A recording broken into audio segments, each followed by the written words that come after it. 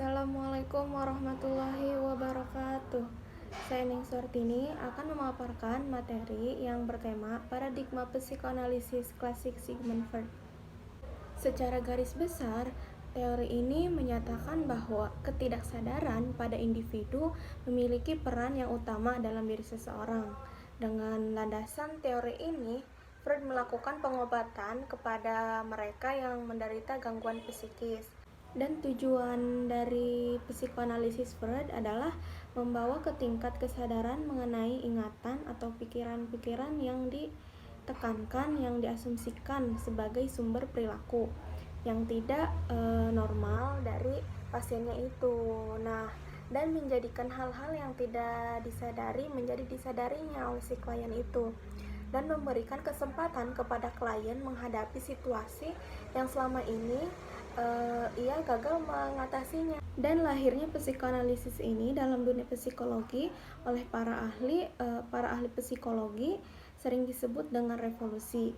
Dalam natural sin, yaitu dicaci, ditolak, tetapi pada akhirnya digunakan juga. Nah, pendiri psikoanalisis ini adalah Sigmund Freud pada tahun 1856 dan sampai 1940.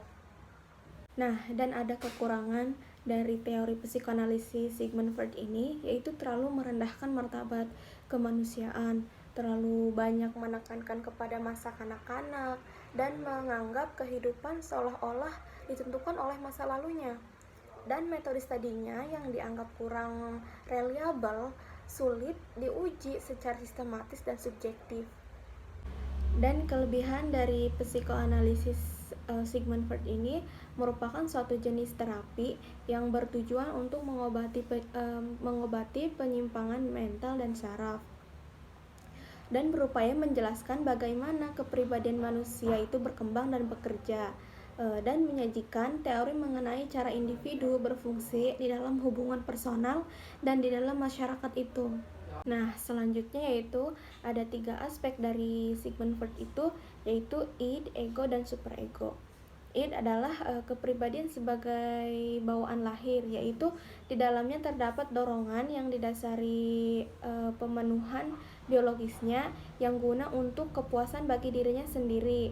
Yang lebih sederhananya yaitu id berwujud pada gambaran nafsu, hasad seksual, dan perasaan superiornya itu. Nah, dan ada juga ego. Ego ialah aspek kepribadian terjadi akibat pengaruh yang ia dapatkan dari apa yang terjadi di lingkungannya. Ciri khas dari ego yaitu pemenuhan kebutuhan sesuai dengan kepentingan kepribadian yang terlibat. Artinya berbeda dengan id yang hanya mementingkan dirinya sendiri. Dan ada superego. Superego ialah aspek kepribadian yang satu ini akan lekat kaitannya dengan moral atau nilai kehidupan. Ranah superego berisi tentang batasan atau membedakan mana yang buruk dan mana yang baik, atau disebut juga dengan penengah antara id dan ego. Contohnya yaitu saya mempunyai adik perempuan, di umur dia itu 8 tahun.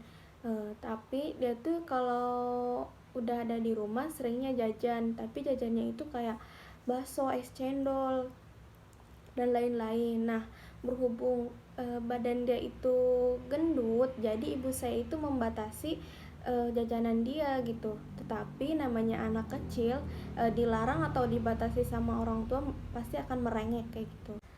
Mungkin itu saja materi yang bisa saya sampaikan, kurang lebihnya mohon maaf.